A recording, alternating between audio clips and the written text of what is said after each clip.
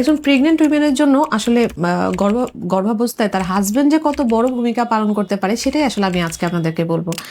হাজব্যান্ডের রোলটা আসলে দে আর ভেরি প্যারালাল। আমরা এই যে মা হওয়াটা, গর্ভাবস্থাটা মারা আসলে ফিল করতে পারে, বাবার পক্ষে কিন্তু এই ফিলিংসটা আসা সম্ভব না। তারা একমাত্র ফিল করতে পারে যদি তারা সবসময় তার ওয়াইফকে সাথে সাথে থাকে। আমার অনেক পেশেন্টরা আছে, ওনার ওয়াইফের সাথে এত অ্যাটাচ থাকে যে যে কোনো কিছু খাবার খাচ্ছে কিনা ঠিকভাবে মেডিসিনটা নিচ্ছে কিনা, ঘুমাতে পারছে কিনা, তার কোনো অসুবিধা হচ্ছে কিনা, তার মেসেজ করা, স্পেশালি মনের খেয়াল রাখা। শুধু এই সময় যেহেতু মায়ের অনেক ধরনের ফিজিক্যাল প্রবলেম হয়, ঘুম কম হয়, ব্যাক পেইন হয়, কনস্টিপেশন হয়, বমি হয়, মানে মা আসলে উইক হয়ে যায়।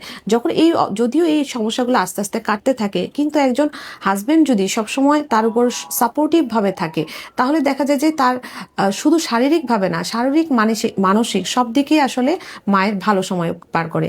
এটা একটা লম্বা সময়। এই সময়ে 9 মাস যদি তার মানসিক মানে সম্পর্কটা ভালো না থাকে, এটা শুধু শারীরিক মানসিকের কথাই আমি বলছি না, তার যে কোনো কিছুর যত্ন নেওয়া, তার খাবারের যত্ন নেওয়া, তার শরীরের যত্ন নেওয়া, তার ঠিকমতো মনের যত্ন নেওয়া, সে ঠিকভাবে ইনফ্যাক্ট যে এক্সারসাইজগুলো আমরা কিন্তু আমাদের যে ব্যায়ামগুলো শেখাই, সেই ব্যায়ামগুলো হাজব্যান্ডের সাথে শেখানোটাকেই প্রেফার করি। আমাদের যে ডেলিভারি রুমে আমরা যে কম্পেনিয়ন রাখার কথা বলি, তার ডেলিভারি রুমে তার সাথে যে থাকবে, আমরা সবসময় প্রেফার করি তার হাজব্যান্ড তার সাথে থাকবে। কারণ হাজব্যান্ড সাথে থাকলে উনি এই বিষয়টাকে, আর ডেলিভারির এই বিষয়টা যে কত কমপ্লিকেটেড, কত কষ্টের, একমাত্র ডেলিভারি রুমে যখন বাবা থাকে তখনই উনি এটা ফিল করতে পারে। ফ্যাসিলিটিসটা নাই, এটা ঠিক। আসলে আমাদের ওই সামাজিক ব্যবস্থাটাই ওরকম না, সেজন্য নাই। কিন্তু আমি বলবো যে যখন আপনি আপনার কনসালটেন্টের সাথে রেগুলার থাকবেন, ডেলিভারি রুমের বলতে নর্মাল ডেলিভারি রুমে আমরা আসলে হাজব্যান্ডকে রাখি, সিজারিয়ানের সেকশনের সময় রাখি না, কারণ ওই সময় যেহেতু একটু ব্লিডিং থাকে, একটা ওটির হাইজিনের ব্যাপার থাকে, অ্যান্টিসেপসিসের ব্যাপার থাকে, ইনফেকশন হয়ে যাওয়ার সম্ভাবনা থাকে, সেই জন্য আসলে আমরা সিজারের ওটিতে। আর পাশাপাশি অনেক হাজব্যান্ডরা আসলে এটা নিতেও পারে না যে তার ওয়াইফের একটা অপারেশন হচ্ছে, তো এই জন্য সিজার ওটিতে না থাকাই ভালো। কিন্তু normal delivery is very cooperative. আমি অবশ্যই বলবো যে নর্মাল ডেলিভারির সময় শুধু হাজব্যান্ড তার ওয়াইফের হাত ধরে আসছে, এই জিনিসটাও আসলে অনেক বেশি স্ট্রং এনাফ যে তার নর্মাল ডেলিভারি করার সময় তার মানসিক শক্তিটাকে অনেক বাড়াই দেয়।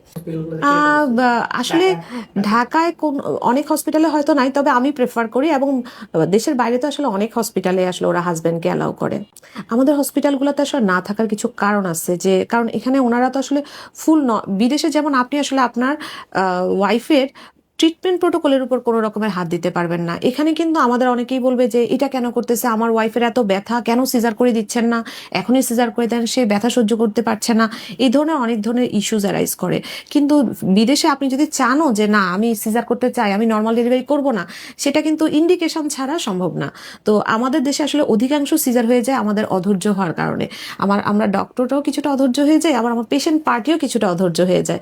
আমি নিজে যেহেতু অনেক ট্রায়াল দিই, আমি তো দেখি যে নর্মাল ডেলিভারি পেইনটা যখন সর্বোচ্চ থাকে, তখন পেশেন্টের লোকজন, তার মা, তার হাজব্যান্ড, তাদের কথা হচ্ছে যে না আমার মেয়ে আর এত ব্যথা সহ্য করতে পারছে না, এখনই সিজার করে দেয়। অথচ হয়তো বা তার 1 ঘন্টার মধ্যেই তার ডেলিভারি হয়ে যাবে। আর ব্যথা কমিয়ে দেওয়া এটা কিন্তু কখনোই ভালো না। এখন আমাদের যেহেতু যত সময় যাচ্ছে তত প্রযুক্তি বাড়ছে, সবাই ভাবছে যে ব্যথা কমাই দিলে পেইনলেস ডেলিভারি হবে। সত্যিকার অর্থে কোনো ডেলিভারি পেইনলেস না। সব ডেলিভারিতে ব্যথার তীব্রতাটা কিছুটা কমে, কিন্তু একদম মাস হয়ে থাকবে আর ডেলিভারি হয়ে যাবে, এটা আসলে অসম্ভব। বরঞ্চ সেই সব ডেলিভারিটা একটু বিলম্বিত হয়, দীর্ঘায়িত হয়ে যায়, এবং বাচ্চা খারাপ হয়ে যাওয়ারও একটা সম্ভাবনা তৈরি হয়।